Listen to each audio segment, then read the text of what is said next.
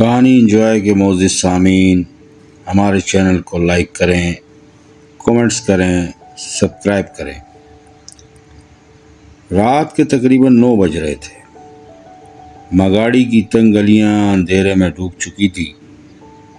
بارش ہونے والی تھی۔ آسمان پر کالے بادل جمع تھے اور ہوا میں عجیب سی گھٹن تھی۔ 10 سالہ عائشہ اپنے گھر کے باہر بیٹھی مٹی سے کھیل رہی تھی۔ وہ بار بار اپنی گڑیا کو مٹی میں دبا کر پھر نکالتی اور ہنسنے لگتی۔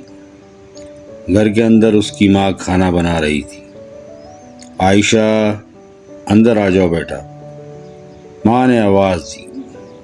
عائشہ نے ہنستے ہوئے جواب دیا، بس آخری بار۔ جب اس کی ماں نے اپنی بیٹی کی آواز سنی تو اسی کے چند لمحوں بعد گلی کے کونے سے ایک شخص نمودار ہوا، اور وہ شخص تھا ارشد۔ ارشد عائشہ کا چچا زاد بھائی تھا۔ عائشہ دوڑ کر ارشد کے قریب گئی۔ ارشد کے چہرے پر عجیب سنجیدگی تھی۔ اس نے عائشہ سے کہا، تمہارے ابو کی اچانک طبیعت خراب ہو گئی ہے، جلدی میرے ساتھ چلو۔ ابو کو کیا ہوا؟ جلدی چلو۔ ارشد نے اس کا ہاتھ پکڑا۔ معصوم بچی خاموشی سے اس کے ساتھ چل پڑی۔ گلیاں ختم ہو گئی، پکے راستے کچے راستوں میں بدل گئے، پھر آبادی بھی ختم ہو گئی۔ چاروں طرف سناٹا، صرف ہوا کی سیٹیوں جیسی آوازیں اور دور کتوں کے بھونکنے کی آواز۔ عائشہ رک گئی۔ ارشد بھائی، ابو کہاں ہیں؟ ارشد نے پہلی بار اس کی آنکھوں میں دیکھا۔ اس کی آنکھیں عجیب تھیں، جیسے اندر کچھ مر چکا ہو۔ بس پہنچ گئے۔ کچھ فاصلے پر ایک پرانا ویران گھر تھا، ٹوٹی دیواریں، زنگ آلود دروازہ اور اندر سے آتی ہلکی روشنی۔ عائشہ ڈر گئی۔ یہاں؟ اس کے قدم پیچھے ہٹنے لگے، مگر ارشد نے اس کا ہاتھ زور سے پکڑ لیا۔ چلو اندر۔ اب اس کی آواز بدل چکی تھی۔ جیسے ہی دروازہ کھلا، عائشہ کے جسم میں سرد لہر دوڑ گئی۔ کمرے میں عجیب بدبو پھیلی ہوئی تھی۔ زمین پر کالے رنگ سے بڑے بڑے دائرے تھے۔ ان دائروں کے اندر لیمو، کالے دھاگے اور جانوروں کی ہڈیاں پڑی تھیں۔ چاروں طرف موم بتیاں جل رہی تھیں اور کمرے کے بیچ میں ایک چارپائی۔ اس چارپائی پر ایک مفلوج آدمی بے جان پڑا تھا۔ اس کی آنکھیں کھلی تھی، مگر جسم حرکت نہیں کر رہا تھا۔ اس کے پاس ایک عورت بیٹھی تھی، اور وہ عورت تھی نسیمہ علیمہ، جس کے بارے میں پورا گاؤں خوفناک کہانیاں سناتا تھا۔ عائشہ ڈر کر پیچھے ہٹی۔ مجھے گھر جانا ہے۔ اچانک پیچھے سے ایک آدمی نے اس کے منہ پر کپڑا رکھ دیا۔ کپڑے سے عجیب بو آ رہی تھی۔ عائشہ زور زور سے ہاتھ پاؤں مارنے لگی۔ اس کی چیخیں پورے کمرے میں گونج رہی تھی۔ امی، امی! وہ تڑپ رہی تھی، لیکن کسی کے چہرے پر رحم نہیں تھا۔ چند سیکنڈ بعد اس کی آواز کمزور ہونے لگی، آنکھیں بوجھل ہو گئی، اور پھر وہ بے ہوش ہو گئی۔ دوسری طرف عائشہ کے گھر میں قیامت ٹوٹ چکی تھی۔ اس کی ماں پاگلوں کی طرح گلیوں میں دوڑ رہی تھی۔ میری بیٹی دیکھی؟ اس کا باپ ہر دروازہ کھٹکھٹا رہا۔ پوری رات تلاش جاری رہی، مگر عائشہ نہیں ملی۔ پہلا دن گزر گیا، پھر دوسرا دن۔ ماں کی آنکھوں کے آنسو خشک ہو چکے تھے، باپ کی آواز بیٹھ چکی تھی۔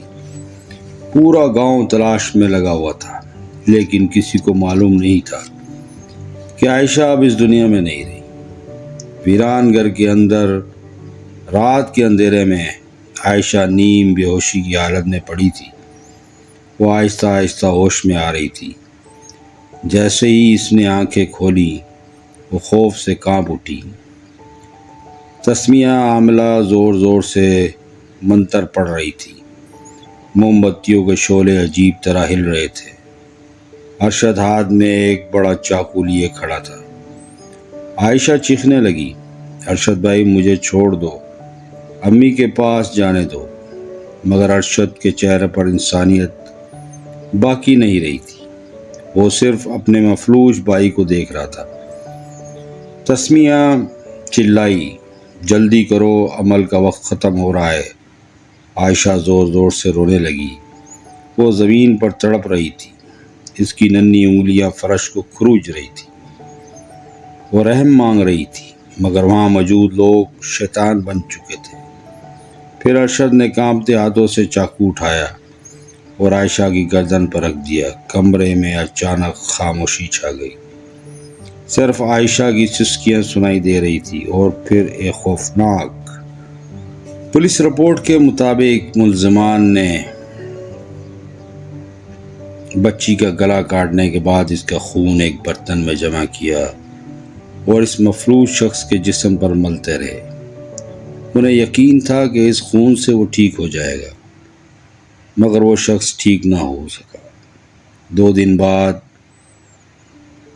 ایک چراغے نے سنسان جگہ پر پڑی بوری دیکھی۔ جب بوری کھولی گئی تو ہر شخص کے جسم میں سنسنی دوڑ گئی۔ اندر عائشہ کی لاش تھی۔ اس کے کپڑوں پر سوکھا خون تھا اور اس کے ہاتھ کالے دھاگے، لیموں اور عجیب و غریب نشانات سے بھرے پڑے تھے۔ جب اس کی ماں وہاں پہنچی تو بیٹی کی لاش دیکھ کر ایسی چیخ ماری کہ وہاں موجود پولیس والے بھی کانپ اٹھے۔ باپ زمین پر بیٹھ گیا اور صرف ایک جملہ دہراتا رہا، میری بچی صرف 10 سال کی تھی۔ عائشہ کی لاش ملنے کے بعد پورے مگاڑی شہر پر قیامت ٹوٹ پڑی۔ گاؤں کی ہر گلی میں صرف ایک ہی نام گونج رہا تھا اور وہ تھا عائشہ۔ اس کا چھوٹا سا سفید کفن دیکھ کر ہر آنکھ نم تھی۔ عورتیں بین کر رہی تھیں، بچے خوف زدہ تھے اور مرد خاموش کھڑے تھے، جیسے الفاظ تو ان کے حلق میں اٹک چکے ہوں۔ جب عائشہ کا جنازہ اٹھا تو صرف اس گاؤں کے ہی نہیں، آس پاس کے کئی دیہاتوں کے لوگ بھی وہاں موجود تھے۔ ہر شخص کے چہرے پر غصہ، خوف اور بے بسی تھی۔ عائشہ کی ماں بار بار بے ہوش ہو رہی تھی۔ وہ اپنی بیٹی کے کفن سے لپٹ کر صرف ایک ہی بات کہتی، میری بچی اندھیرے سے ڈرتی تھی، تم لوگوں نے اسے اکیلا کیوں چھوڑ دیا؟ یہ سن کر وہاں کھڑے پولیس والوں کی آنکھیں بھی نم ہو گئی۔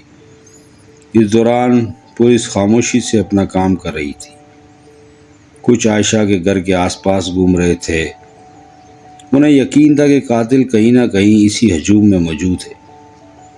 جنازے کے بعد ایک پولیس افسر سادہ کپڑوں میں گاؤں کے ایک چھوٹے سے چائے خانے پر بیٹھا چائے پی رہا تھا۔ وہ خاموشی سے لوگوں کی باتیں سن رہا تھا۔ تبھی پاس بیٹھے 2 آدمیوں میں سرگوشی ہوئی۔ عجیب بات ہے نا، پورا علاقہ جنازے میں آیا، یہاں تک کہ دوسرے گاؤں کے لوگ بھی آئے، لیکن عائشہ کا چچا زاد بھائی ارشد کہیں نظر نہیں آیا۔ پولیس افسر چونک گیا۔ اس کے ہاتھ میں پکڑا کپ آہستہ سے رک گیا۔ ارشد! اسی لمحے اس کے ذہن میں خطرے کی گھنٹی بج اٹھی۔ رات کے 2 بجے پولیس نے ارشد کے گھر پر چھاپا مارا۔ دروازہ توڑا گیا اور ارشد کو گھسیٹتے ہوئے باہر نکالا۔ شروع میں وہ مسلسل انکار کرتا رہا، میں بے قصور ہوں، مجھے کچھ نہیں معلوم۔ لیکن پولیس کو اب یقین ہو چکا تھا یہی وہ شخص ہے جو عائشہ کی آخری چیخوں کا ذمہ دار تھا۔ تفتیش شروع ہوئی، پہلے سوال، پھر دھمکیاں، پھر تھپڑ، مگر ارشد خاموش رہا۔ پھر پولیس نے اسے 3rd ڈگری دینا شروع کی۔ کمرے میں صرف چیخوں کی آوازیں گونج رہی تھی۔ ارشد کا جسم کانپ رہا تھا، اس کے چہرے سے خون بہہ رہا تھا، مگر پولیس مسلسل ایک ہی سوال پوچھ رہی تھی، عائشہ کے ساتھ کیا کیا تم نے؟ آخر کار صبح ہونے سے پہلے ارشد ٹوٹ گیا۔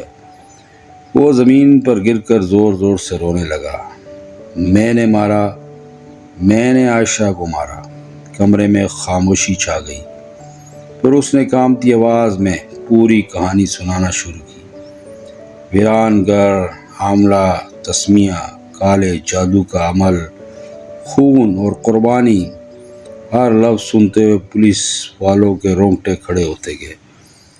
ارشد کی نشاندہی پر پولیس نے فوراً اس ویران گھر پر چھاپا مارا۔ وہاں کالے دھاگے، خون آلود چھریاں، لیمو اور علمیات سامان سب کچھ برآمد کیا۔